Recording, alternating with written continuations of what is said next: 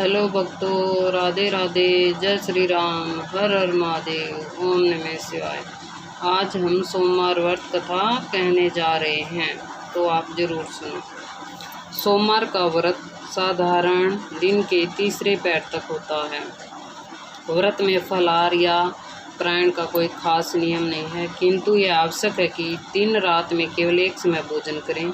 सोमवार के व्रत में शिवजी पार्वती का पूजन करना चाहिए। सोमवार के व्रत 3 प्रकार के हैं: साधारण प्रति सोमवार, सोम में प्रदोष और 16 सोमवार। विधि तीनों में एक जैसी है। शिव पूजन के पश्चात कथा सुननी चाहिए।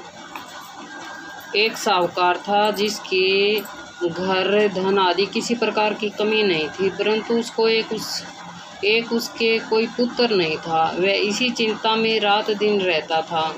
वह पुत्र की कामना के लिए प्रति सोमवार को शिवजी का व्रत और पूजन किया करता था तथा सायकाल को शिव मंदिर में जाकर शिवजी के श्री विग्रह के सामने दीपक जलाया करता था। उसके इस भक्ति भाव को देखकर एक समय श्री पार्वती जी ने शिवजी से कहा कि महाराज, यह साहूकार आपका अनन्य भक्त है और सदैव आपका व्रत और पूजन बड़ी श्रद्धा से करता है। इसकी मनोकामना पूर्ण करनी चाहिए। शिवजी ने कहा, हे पार्वती, यह संसार कर्म अक्षतर है। इस संसार में जो जैसा कर्म करेगा वैसा ही फल भोगता है। पार्वती जी के अनंत आग्रह से कहा, महाराज, यह आपका अनन्य भक्त है और इसका दुख आपको अवश्य दूर करना चाहिए। शिवजी महाराज कहने लगे, हे पार्वती, इसके भाग्य में पुत्र न होने पर भी इसको पुत्र की प्राप्ति का वर देता हूँ, परंतु यह पुत्र केवल 12 वर्ष तक जीवित रहेगा। इसके पश्चात वह मृत्यु को प्राप्त हो जाएगा। इससे अधिक मैं और कुछ इसके लिए नहीं कर सकता। यह सब बातें साहूकार ने सुन रहा था।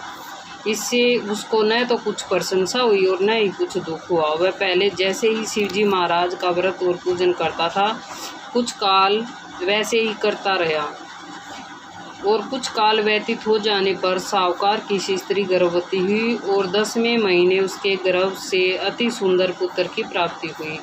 साहूकार के घर में बहुत ही खुशी मनाई गई, परंतु साहूकार ने उसकी केवल 12 वर्ष की आयु जानकर कोई अधिक प्रशंसा प्रकट नहीं की। तब वह बालक 11 वर्ष का हो गया। उस बालक की माता ने उसके पिता से विवाह आदि के लिए कहा, तो वह साहूकार कहने लगा कि अभी मैं इसका विवाह नहीं करूँगा, अपने पुत्र को काशी जी पढ़ने के लिए भेजूँगा।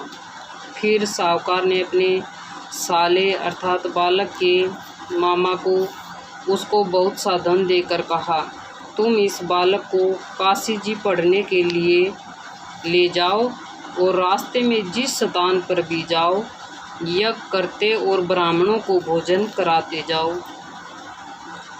वह दोनों मामा भांजे यज्ञ करते और ब्राह्मणों को भोजन कराते जा रहे थे। रास्ते में उनको एक शहर दिखा। उस शहर में राजा की कन्या का विवाह था और दूसरे राजा का लड़का जो विवाह कराने के लिए बारात लेकर आया था, वह एक आंख से काना था। उसके पिता को इस बात की बड़ी चिंता थी कि कहीं वर को देख कन्या के माता पिता विवाह में किसी प्रकार की अड़चन पैदा न कर दें। इसी कारण जब उसने अति सुंदर सेठ के लड़के को देखा तो मन में विचार किया कि क्यों न दरवाजे के समय इस लड़के से वर का काम करवाया जाए। ऐसा विचार कर वर के पिता ने उस लड़के और मामा से बात की तो वह राजी हो गए। फिर उस लड़के को वर के कपड़े पहनाए तथा घोड़ी पर चढ़ाकर दरवाजे पर ले गए और सब कार्य प्रसन्नता से पूर्ण हो गए। फिर वर के पिता ने सोचा कि यदि विवाह कार्य भी इस लड़के से करा लिया जाए तो क्या बुराई है। ऐसा विचार कर लड़के और उसके मामा ने कहा, यदि आप फेरों को और कन्यादान के काम को भी करा दें तो आपकी बड़ी कृपा होगी और मैं इसके बदले में आपको बहुत सा धन दूंगा। तो उन्होंने स्वीकार कर लिया और विवाह कार्य भी बहुत अच्छी तरह से संपन्न हो गया। परंतु जिस समय लड़का जाने लगा तो उसने राजकुमारी की चुंदड़ी के पल्ले पर लिख दिया कि तेरा विवाह तो मेरे साथ हुआ है, परंतु जिस राजकुमार के साथ तुमको भेजेंगे वह एक आँख से काना है और मैं काशी जी पढ़ने जा रहा हूँ।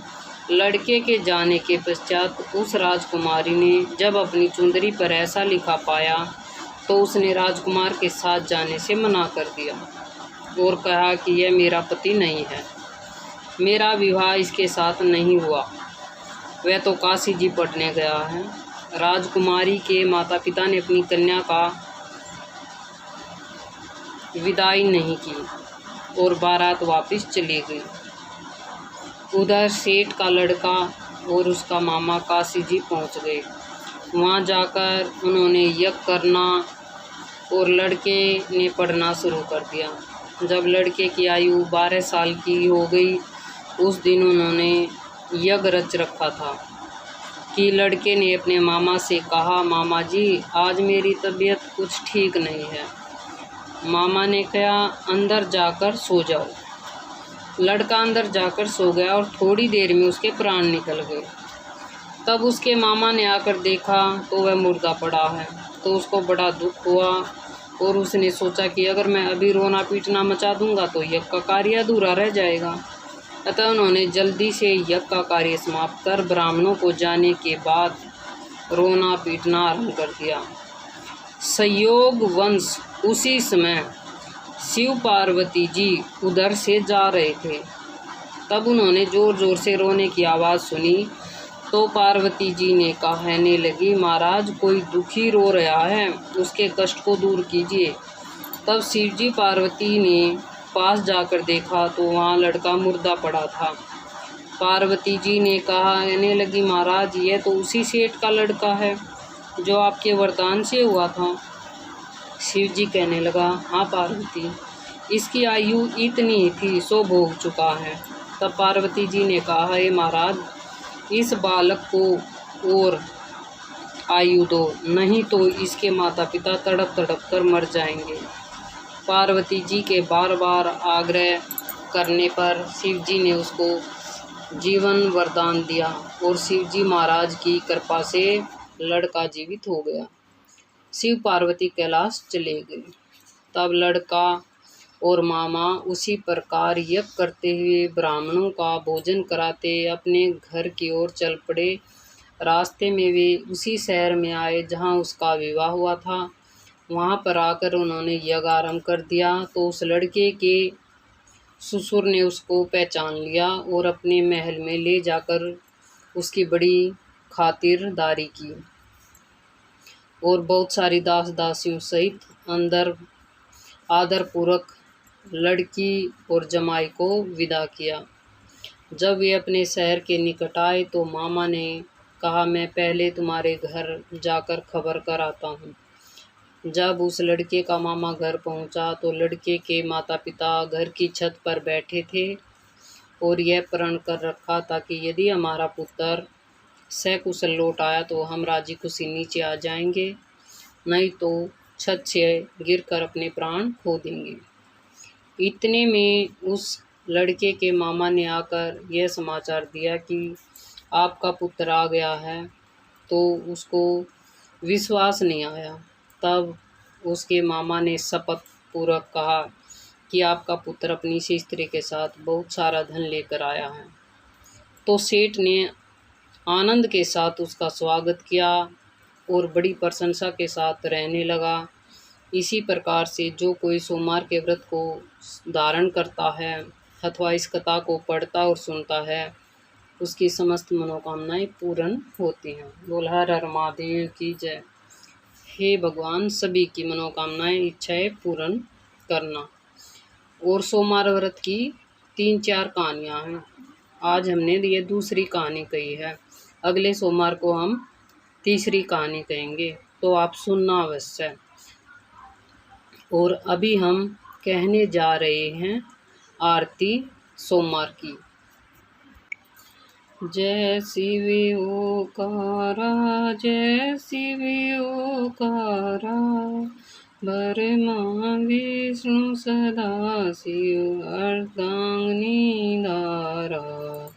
जय शिव ओकारा, एकानन चतुरानन पंचानन राजे, हंसानन गरुड़ासन वर्षासन साजे।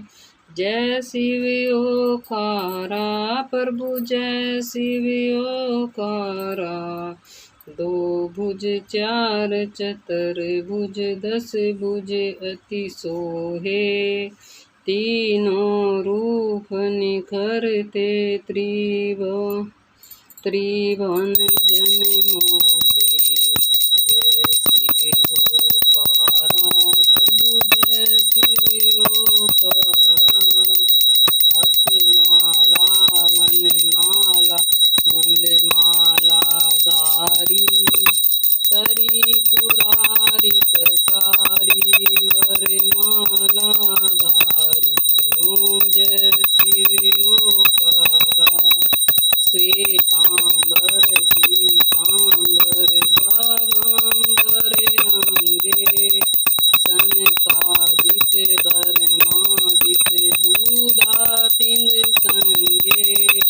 ओम जय शिव ओमकारा प्रभु, जय शिव ओमकारा,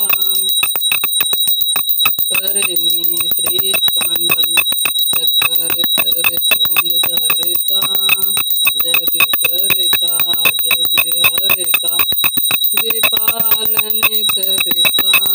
जय शिव ओकारा भज, जय शिव ओकारा, ब्रह्मा विष्णु सदा शिव जानत है विवेका, परमण अक्षर मत में तीनों एका।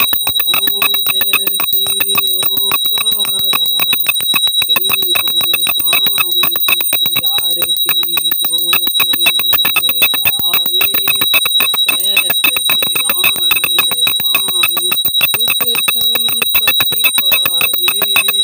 ओम जय शिव ओकारा भज, जय शिव ओकारा। हर हर महादेव, हर हर महादेव। ओम नमः शिवाय, नमः शिवाय। राधे राधे भक्तों, अगली वीडियो में फिर मिलेंगे अगली दूसरी कहानी के साथ। तब तक के लिए हर हर महादेव। बोल सच्चे दरबार की जय।